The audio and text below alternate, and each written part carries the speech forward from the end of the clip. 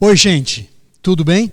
Como é que você está? A gente está aqui nessa nova experiência de fazer as coisas gravadas e tentar deixar com você o melhor conteúdo, ou pelo menos um conteúdo daquilo que temos seguido normalmente aqui na igreja. E esse vídeo é exatamente da nossa escola bíblica dominical. Você lembra que estamos trabalhando na escola bíblica com o tema da escatologia. E já, para que você tenha informações, a gente já fez diversos estudos, já estamos desde o início do ano, e eu quero só, começando para trazer aí à sua mente tudo que já falamos, recapitular algumas questões que foram tratadas, e enquanto a gente vai recapitulando, o vídeo vai mostrando esses textos, e aí você vai poder conferir e fazendo como que um checklist de todas as coisas. Então vamos lá. Nós começamos entendendo o que é escatologia, do que trata a escatologia. E entendemos então que escatologia trata desse estudo das últimas coisas, estudo daquilo que virá ainda a acontecer. E fizemos então uma diferença ou uma diferenciação entre a escatologia pessoal e a escatologia geral. A escatologia pessoal, e estudamos alguns aspectos sobre a morte, sobre o estado intermediário, e aí temos para frente o outro aspecto, que é a escatologia geral. Entendemos um pouco sobre a volta de Cristo e descobrimos uma coisa interessante. A volta de Cristo é um fato, ela é parte do Evangelho. Quando Cristo morreu, esse evento, morte, ressurreição, ascensão de Cristo, nós chamamos isso nessa primeira parte, e todo esse período da graça que se abre pós esse evento, tem o seu desfecho quando Cristo volta ao mundo. Não tem como negar isso. Se você negar a volta de Cristo, você nega o próprio Evangelho, você nega a própria informação bíblica de que o Evangelho diz respeito a esta salvação, o resgate para novos céus e nova terra, que nós vamos estudar um pouco mais adiante no nosso conteúdo. Também entendemos uma questão sobre céu e inferno. Sabe aquelas perguntas de céu e inferno? E muito mais do que pensarmos neste primeiro momento, é claro, na questão geográfica do céu e do inferno, nós pensamos em uma relação muito interessante de que o céu está relacionado à presença completa e definitiva com Deus. Então, o céu é este estado, não um estado no sentido de governo, mas um estado no sentido de que eu estarei lá completamente, definitivamente na presença de Deus. Isso é o céu. E o inferno, por consequência, é a negação disso. É estar completamente e definitivamente longe, ausente, distante da presença de Deus. Então nós trabalhamos um pouco com isso. E aí, pensando em céu e inferno, entramos naquela conversa sobre morte e o tal do estado intermediário. Para onde vamos quando morremos, não é? Eu sei que agora não são dias muito saborosos para falar de morte, por conta de todos esses desdobramentos que você sabe muito bem, mas o fato é, nós vamos morrer um dia. A única exceção é o arrebatamento. Uma vez que o arrebatamento aconteça, não há mais a morte para o cristão.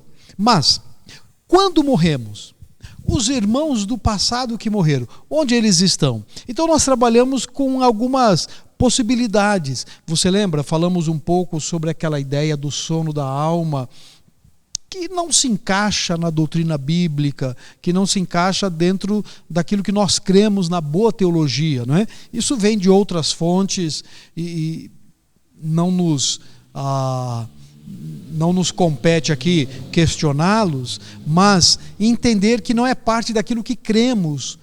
Nós cremos que quando morremos, estaremos na presença de Deus. E isso é um fato para nós, estarmos com Deus em sua presença, aguardando a ressurreição final. Falamos também sobre o julgamento. Não o julgamento, aquela historinha de que tem um pequeno microchip e Deus tem um pequeno filme da sua história e ele vai passá-lo, e aí você vai ficar ali olhando para as pessoas, olhando, e todo mundo vai ver aquela coisa errada. Por exemplo, você não pode sair de casa e você escapuliu e saiu, você para espirrar não colocou o nariz aqui no cotovelo, espirrou com a mão e aí não passou álcool em gel, sabe essas coisas? E a gente fica com aquela ideia de que Deus está lá com a cadernetinha anotando assim: você, não é? Você não fez isso, está aqui, quando você chegar aqui eu vou bater um papo com você. E aí a gente vai para o céu meio com medo, né? Achando que há um julgamento pesado. E gente, se de fato há um julgamento desse, não há defesa para nós. Porque você e eu sabemos que a gente errou. Agora, se Jesus Cristo é o nosso advogado e nós vamos comparecer diante de Deus e Ele vai jogar na nossa cara esse monte de coisa errada que a gente fez, né? Estamos fritos. Estamos numa situação bem estaremos numa situação bem desconfortável diante de Deus. Então nós vamos entender que de fato a Bíblia fala de um tribunal de Cristo. E o que é esse tribunal de Cristo? Conversamos e entendemos que ele é um tribunal de galardão, onde por conta das nossas obras, você vai lembrar de algumas situações na Bíblia, quando ele diz que nós deveríamos fazer as boas obras, por pelo menos 2 motivos. Primeiro, porque fomos criados para as boas obras. Efésios vai nos dizer isso no capítulo 2, que somos feituras de Cristo, somos criados por Deus para as boas obras. E também, segundo o texto de Mateus, as boas obras são um testemunho da redenção. Ora, um crente vai fazer boas obras. Eu não preciso que o governo desencadeie uma série de situações para que eu entenda que eu tenho que fazer boas obras. Eu posso fazer isso. E essas boas obras são testemunhos da graça de Deus, do amor que transforma. Ou 2 Coríntios 5,17, 2 Coríntios, se alguém está em Cristo, nova criatura. De maneira que nós somos embaixadores de Deus. Nós somos essas testemunhas, representantes do próprio Deus aqui na terra, e queremos testemunhar disso. Como fazemos? Por boas obras. E essas boas obras serão então apresentadas, serão como que se levássemos presentes e depositaremos esses presentes ali aos pés de Cristo, como sendo, sabe aquela ideia? O que eu tenho para pagar a minha redenção? De fato eu não tenho nada, mas imagina que toda boa obra que eu faço em nome de Jesus Cristo é uma boa obra onde eu estou depositando lá naquele dia aos pés de Cristo, não o pagamento, mas esse testemunho de gratidão por tudo o que Ele fez por mim. Nós já vimos isso. E o último bloco de estudo nosso foi aquele bloco de entender a distinção entre Israel e igreja. Muita confusão. Nós somos o Israel de Deus, e se somos o Israel, por que existe o Israel lá no Oriente Médio? Então, entendemos que as distinções entre estas 2 situações são bem legais. A origem, Abraão, Jesus Cristo, a formação de um povo, entendemos sobre o propósito que Israel tem e a igreja tem, e o futuro, que são distintos, ok?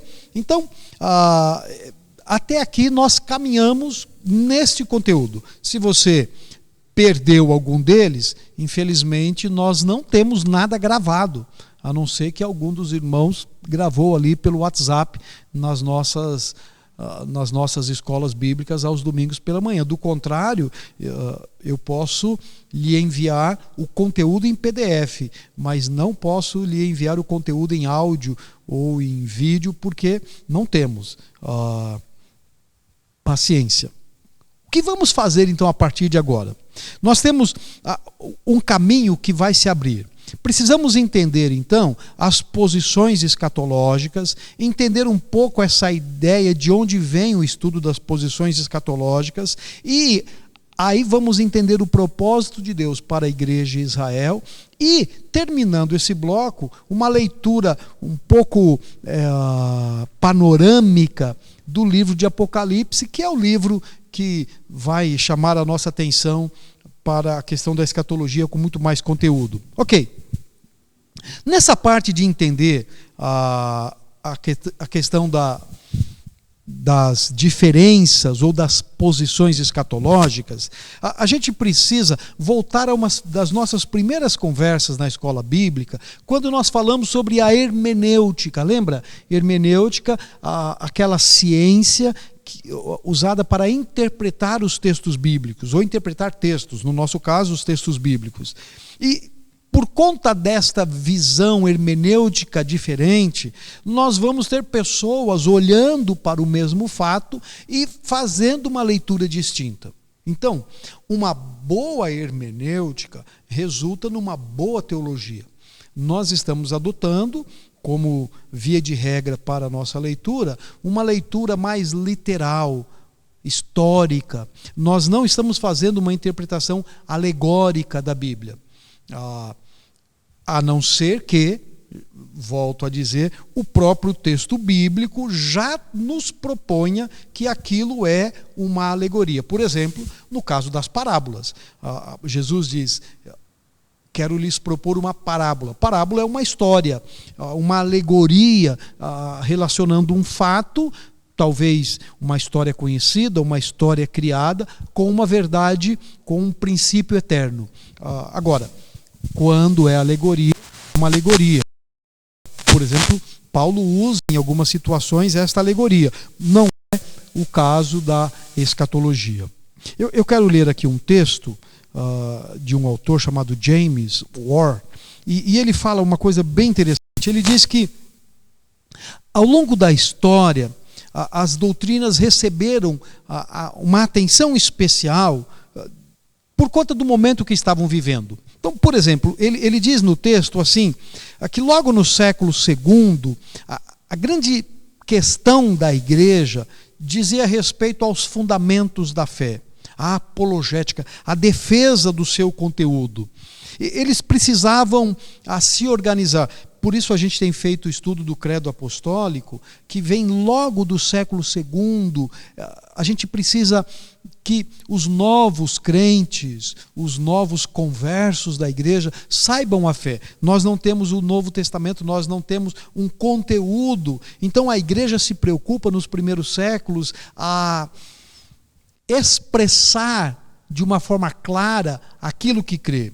Logo depois, nos séculos 2, 3, a doutrina de quem é Deus.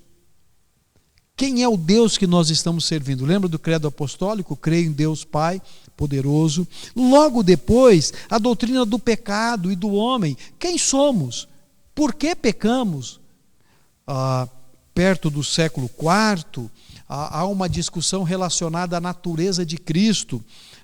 Por exemplo, Cristo é Deus ou Cristo é homem? Como é que fica essa questão da natureza, aquilo que chamamos na teologia da união hipostática? Então a igreja se preocupou com isso. Na Reforma Protestante, deixa eu fazer um salto aqui, já lá para 1500 e tanto, o tema era a justificação, porque a discussão era como somos salvos. Somos salvos por obras, é preciso pagar indulgência, a salvação está na mão da igreja, isto é, a igreja tem o poder de salvar. Como somos salvos? depois o tempo passa e discutiu-se sobre a inerrância das Escrituras. A Bíblia de fato é a verdade, contém a palavra de Deus, ou ela é, ou apenas partes dela. Aquilo que está na Bíblia de fato é real, os milagres são fantasias. O que está acontecendo? Então, percebe que ao longo do tempo a igreja vem discutindo em todos os momentos doutrinas que são importantes para aquele contexto histórico. Nos últimos dias, e aí eu quero colocar nos últimos 100 anos, a escatologia é a bola da vez, não é? Ainda que ultimamente, por conta dessa teologia triunfalista de poder, esse tema tem sido deixado de lado. Até acredito que isso se dá por conta de uma posição escatológica que nós vamos falar daqui um pouco abaixo. Mas o estudo da escatologia, que era bastante falado, você não escuta. Qual foi a última vez que você viu uma pregação em Apocalipse, por exemplo, uma série de mensagens sobre esses aspectos? Não tem. Às vezes a gente tem gente que fica tentando achar simplesmente uma resposta. O coronavírus é a ira de Deus por conta de Sodoma e Gomorra. Não que Deus não possa fazer isso, não estou entrando nessa discussão. Eu quero dizer que usar a Bíblia, textos bíblicos, para explicar situações caóticas, como se agora então Deus está muito bravo, gente, é meio infantilidade teológica. A gente precisava e precisa ter um pouco mais de cautela. Na verdade, gente, todas as doutrinas bíblicas são importantes. O que a igreja fez é que durante tempos da história ela se dedicou mais a uma e menos a outra. Mas todas são importantes. Quando vamos pensar então em escatologia, há um pequeno gráfico que você vai olhar aí no seu texto e também na tela, sobre as posições escatológicas. Então, a gente começa dizendo acerca do milênio. Quando nós pensamos no milênio, nós temos basicamente 3 posições: o pós-milenismo, o amilenismo e o pré-milenismo. Pós, a e pré. Nesta última categoria do pré-milenismo, ele tem 3 subdivisões: o pré-milenismo pós-tribulacionista, o pré-milenismo midi- ou mesotribulacionista e o pré-milenismo pré-tribulacionista. O que isso significa? É isso que nós vamos conversar. Quero começar hoje e vamos terminar na próxima aula. Pós-milenismo, basicamente, diz que haverá um milênio e no final desse milênio, Cristo volta para reinar. Amilenismo vai nos informar de que o milênio ele é simbólico, figurado, ele é individual. E o pré-milenismo diz que acontecimentos escatológicos serão disparados, iniciarão antes do milênio e depois então desencadeia aquilo que a gente tem falado e vai falar sobre escatologia. Qual é a diferença no pré-milenismo? É quanto à tribulação. Haverá uma tribulação e a igreja passa por ela, é arrebatada antes, depois ou no meio dela. Estão entendendo? Milênio, pós, depois, não existe, pré, antes. Pré-milenismo, passaremos pela tribulação? Então, somos um pós-tribulacionista. Olha, a tribulação, conforme a Bíblia vai nos dizer, 3 anos e meio de paz, 3 anos e meio de perseguição. A igreja fiel de Cristo passará pela primeira parte. Então nós somos mid-tribulacionista ou mesotribulacionista. Não, a igreja será arrebatada antes da tribulação. Então nós somos pré-milenistas, pré-tribulacionista. Ok. Ninguém vai perder a salvação se não entender isso. Mas é legal você ter uma posição, porque algumas das leituras bíblicas que vamos fazer, algumas das canções que vamos cantar, elas estão fundamentadas dentro destas visões escatológicas. Ok, vamos tentar entender então o que é milenismo, ou de onde vem essa discussão do milênio.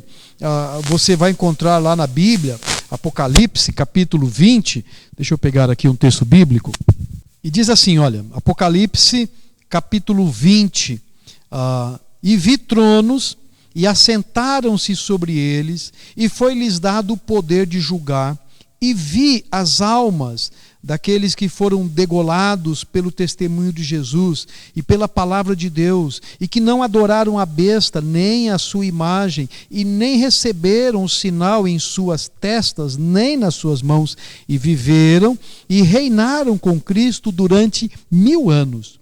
Mas os outros mortos não reviveram até que os 1000 anos se acabaram.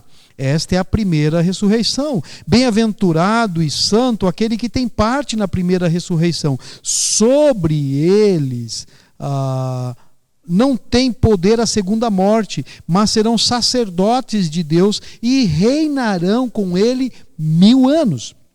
E acabando-se os 1000 anos, Satanás será solto da prisão e sairá a enganar as nações que estão sobre os 4 cantos da terra, Gog e Magog, cujo número é como a areia do mar, para as ajuntar em batalha. E subirão sobre a largura da terra e cercarão o arraial dos santos e a cidade amada de Deus. E de Deus, desceu fogo do céu, e os devorou. E o diabo, que os enganava, foi lançado no lago de fogo e enxofre, onde está a besta e o falso profeta, e de dia e de noite serão atormentados para todo sempre. Muito bem, esse texto de Apocalipse, capítulo 20, é um dos textos principais que falam acerca da questão do milênio. Ok, quando falamos do milênio, então a palavra milênio vem do latim, que significa 1000 anos. E 1000 anos, então, diz respeito a esse tempo de triunfo divino, o penúltimo tempo, porque diz Apocalipse que no final do milênio haverá uma revolta de Satanás. Então, milênio, Deus está reinando em Cristo, Satanás com a sua equipe está presa, então há um tempo de paz, você vai encontrar isso em Isaías, falando sobre isso. Neste tempo de paz, Satanás sem uma ação direta, a vida continua, Deus está reinando em Cristo Jesus. No final, Satanás é solto e ele sai e arregimenta, e ele convoca uma batalha contra Deus. Então, o milênio é esse tempo o penúltimo tempo sobre as forças do mal. E aí depois, Gog e Magog, a grande guerra onde não há mais nada. Então, milênio diz respeito a esse reinado glorioso, esse reinado de poder. Segundo alguns, a consumação ou a confirmação daquele trono, profecia dada a Davi, que o teu reino não terá fim. Uma outra palavra que é usada quando se fala do milênio é a palavra quiliasmo, não é? Que vem do grego kilia, não é? É a mesma palavra, é um sinônimo para o milenismo, só que às vezes tem sido usada de uma forma pejorativa, né? Uma forma mais depreciativa desta doutrina. Ok, desde quando se começa a falar disso? Quando nós vamos olhar lá atrás na igreja, a gente vai encontrar assim, por exemplo, a antiga literatura religiosa, lá no passado, fala sobre essa expectativa de um reino. Por exemplo, no Velho Testamento, há uma ênfase no pensamento do Velho Testamento de um reino abençoado, onde as promessas de Deus, do Yahvé, para Abraão, para Isaac, para Davi e para a nação, elas seriam consumadas. Lembra, Abraão não viveu esse tempo, Davi não viveu esse tempo. Então tem diversos texto de Gênesis, as promessas feitas a Davi, por exemplo, em 2 Samuel, Joel, Isaías, Ezequiel, Amós, Oséias, Zacarias. Você pode olhar aí quantos textos falam disso. Então, a mente do fiel do Velho Testamento, esse olhar para a frente, para o futuro, numa expectativa de que um dia, por alguma ação de Deus, que eu não sei qual, o Senhor irá reinar. Essa é importante a gente entender que não é limitada temporalmente. O reino se estende até a eternidade, é o que Daniel vai dizer no capítulo 2 e no capítulo 7. Então, os leitores e intérpretes das Escrituras vão dizer que a restauração de Israel dentro do plano de Deus, você lembra quando estudamos a carta aos Romanos, capítulos 9, 10 e 11, e Paulo vai dizer de que o ramo da oliveira foi cortado e foi enxertado à igreja. E haverá um tempo em que este enxerto será cortado e os ramos originais serão reinseridos no tronco. Então, quando nós olhamos essas informações e fazemos então as conexões, nós vamos entender que a restauração de Israel como nação de bênção, acontece no milênio. Israel é chamado a crer durante a tribulação e é restaurado como nação onde um governo teocrático acontece no milênio e se estende por toda a eternidade. No Velho Testamento também há vários textos que vão ou que nos dão conta de uma perspectiva milenista. Mateus 19, Lucas 14, Romanos 11, Tessalonicenses 4 e o texto que lemos de Apocalipse. Falam acerca desta expectativa, especialmente aqui no texto de Apocalipse, fala de que há uma vitória do Messias sobre Satanás e de que Satanás estaria preso durante 1000 anos. E que durante esta época Cristo reinará com os salvos, revivificados na primeira ressurreição. E de que no final destes 1000 anos, Satanás solto e faz uma batalha. E de que o juízo final, que também na Bíblia chama de segunda morte, acontece lá no final. Então há um julgamento da igreja, há uma ressurreição do cristão, dos salvos, vou usar essa expressão, em Cristo, para reinar com ele, é o que Apocalipse vai nos dizer. Bem-aventurados que têm parte na primeira ressurreição, porque sobre eles não tem o poder da segunda morte, eles são sacerdotes e eles reinarão com Cristo 1000 anos, e no final, então, Satanás arregimenta um exército para lutar contra Cristo, é derrotado e banido eternamente da presença de Deus. Então, a pergunta que vamos fazer a esse texto é: esta passagem deve ser interpretada literalmente como milênio ou figurativamente, como propõe, por exemplo, o pensamento amilenista, que nós vamos conversar depois. Então, essa discussão a gente vai conversar um pouco mais. No meio, depois dessa primeira fase da igreja, existe uma discussão naquele período que nós chamamos na história eclesiástica, logo depois do século 2, 3, sobre esta questão do milênio. Então eu quero citar algumas coisas. Por exemplo, Papias, provavelmente era um discípulo do apóstolo João. Ele ensinava assim: o Senhor ensinava com respeito àqueles tempos, o último, que haverá um período de 1000 anos depois da ressurreição dos mortos, e o reino de Cristo será estabelecido numa forma física nesta mesma terra. Eusébio de Cesareia vai citar esta instrução que Papias pregava. Olha que interessante, o discípulo de João, o autor de Apocalipse. Na epístola de Barnabé, mais ou menos no ano 130, Barnabé, que também é um dos seguidores, ele usa uma figura, uma leitura alegórica sobre isso. Ele diz: que de fato haveria um milênio. Por quê? Porque os 6 dias da criação significam períodos de 6.000 anos. Porque 1.000 anos são como um dia aos olhos do Senhor. Então, e se em 6 dias, quer dizer, em 6.000 anos, tudo seria completado, depois de que esse mal do tempo presente será destruído, o Filho de Deus virá de novo, julgará os ímpios, e ele realmente descansará no 7º dia. Assim, na Epístola de Barnabé, o autor pregava que o milênio é o sábado milenal, não é? Essa foi uma posição que logo foi descartada porque ela é muito alegórica, né?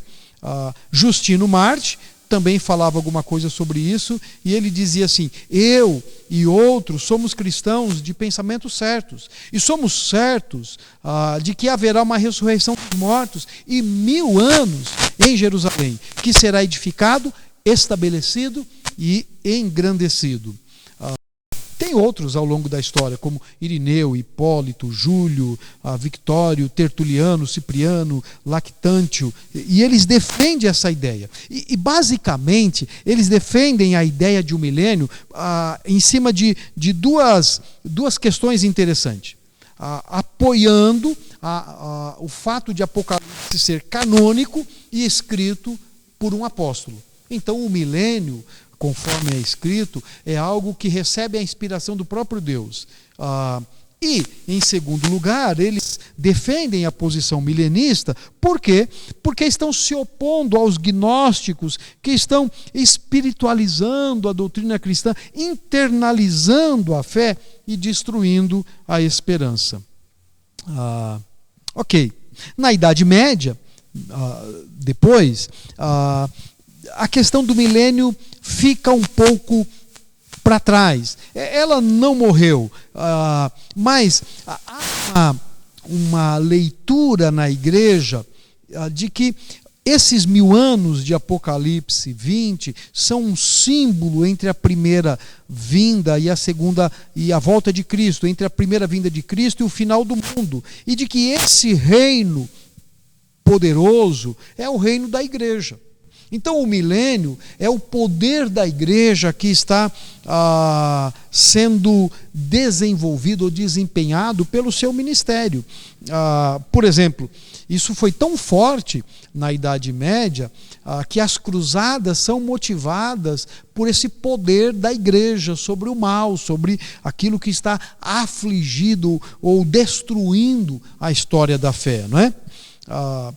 A Reforma Protestante, como a gente já falou um pouco antes, não tem o foco no milênio. Por quê? Porque o foco da Reforma é a soteriologia. Eles não estão preocupados com esta questão, não é? Agora, Lutero, por exemplo, Calvino, John Wycliffe, Hus, identificavam o Papa como sendo o anticristo, né? Agora, mais tarde, já no século XVIII, vários líderes ingleses da igreja, puritanos, eram pré-milenistas, né? Inclusive John Wesley. Na Idade Moderna, também os reavivamentos que acontece aí no final do século XVIII, XIX, você lembra, existe um movimento missionário muito grande acontecendo, isso também incentivou a visão missionária e o estudo escatológico, né? Os líderes cristãos da América eram basicamente pré-milenistas. Nós ouvimos muitos hinos de John Wesley falando sobre isso. Ok? E aqui eu quero concluir essa parte do estudo com uma pequena reflexão. O que eu quero dizer nessa reflexão? Você está percebendo que o que eu estou fazendo aqui é dando um panorama histórico do que é o milênio. Antes da gente, de fato, destrinchar cada uma daquelas posições escatológicas, o pré, o pós e o amilenismo, e isso eu vou fazer no nosso próximo papo. Mas olha que interessante, algumas aplicações que são legais para nós. Durante todo o tempo da igreja, a igreja esteve preocupada em preservar aquilo que nós chamamos da ortodoxia, da sã doutrina. sempre. Claro, cada momento a igreja foi atacada ou afligida em um ou outro aspecto. A pessoa de Deus, a pessoa de Cristo, a natureza, a doutrina do Espírito Santo. Lembra do credo apostólico. O que nós temos hoje, meus irmãos, é uma questão muito séria relacionada à escatologia, porque, de um lado, nós temos um olhar para o futuro de uma igreja que pode padecer. A Bíblia diz, bem-aventurados que sofrem, bem-aventurado quando são perseguidos. Paulo diz, a nós foi dado o privilégio de não somente crer, mas também padecer em Cristo Jesus. Nós temos, por um lado, uma igreja empobrecida, porque a Bíblia diz de que o maior tesouro a ser ajuntado é no céu, e de que a nossa pátria está lá, é o que Filipenses vai nos dizer. Mas, na prática eclesiástica, na prática da igreja, nós temos uma igreja poderosa, nós temos uma igreja que enfrenta o governo, que nega doenças, que nega calamidades, que prega a vitória, que prega que todo o poder de Deus, de Cristo, está aqui agora, presente agora, e de que nenhum mal vai nos suceder. E, por exemplo, essa bobagem de vírus, é só bobagem, isso não diz respeito a nós. Então nós precisamos tomar cuidado com quem estamos ouvindo. Quando estudamos o milênio, ou quando estudamos a escatologia, a vitória de Cristo é fato. E nós já somos vencedores em Cristo Jesus. Mas ainda nós não a experimentamos. Ela ainda, na cronologia, ela não se fez, não se revelou aqui na terra. E precisamos entender que nós estamos nesse período onde, entre aquilo que já veio e aquilo que virá, nesse período entre a promessa feita e ela não foi realizada, não foi concretizada. Nós estamos naquele período em que Cristo vai dizer em João capítulo 14, lá na casa do meu pai há muitas moradas e eu vou preparar, e quando eu preparar eu volto. Ou naquele tempo que Atos vai dizer, este que vocês viram subir voltará. Ou naquele tempo que Paulo vai dizer lá em Tessalonicenses, quando diz ao soar da trombeta, os mortos ressuscitarão e nós, os que estivermos vivos, seremos arrebatados para estar com ele nos ares. Então, meus irmãos, esse período da igreja é um período de batalha. Nós chamamos da igreja militante, de lutas. Nós temos que entender que nem tudo serão flores, ainda que estamos debaixo da graça abençoadora de Cristo. Por isso, a igreja de Cristo vai triunfar. Vou mostrar isso para vocês. A igreja de Cristo reina com Cristo, soberano. Tudo posso naquele que me fortalece. Isso é verdade. Mas isso não significa que Cristo está reinando aqui como o rei soberano assentado no trono. A gente não dá a chave para Cristo. Cristo não quer a chave da cidade. Ele está reinando em nossos corações. O reino está entre nós. E precisamos entender isso para vivermos e não nos iludirmos com vozes estranhas, ok? Que Deus te abençoe. Se você tiver alguma pergunta, alguma situação que não compreendeu, você pode mandar no meu WhatsApp e eu quero então responder pessoalmente, ok? Que Deus te abençoe. Nós vamos orar para a gente terminar esse estudo. Deus, nós agradecemos ao Senhor porque a gente tem a possibilidade de olhar para a Tua Palavra e perceber os ensinos e as doutrinas que ela deixa para cada um de nós. Então nós não queremos ser displicentes nem negligentes com o conteúdo da revelação bíblica que nos foi dado, ó Deus. Então nos dê não só um coração atento, mas submisso, e um espírito pronto, ó Deus, a ouvir, a entender e viver. Muito obrigado pela promessa da vitória de Cristo e de que de fato ela vai acontecer, ó Deus. Obrigado pela nossa salvação, porque fomos guardados em Cristo para a vida eterna, para o reino de Deus. Em nome de Cristo nós oramos. Amém, Senhor. Até o próximo encontro.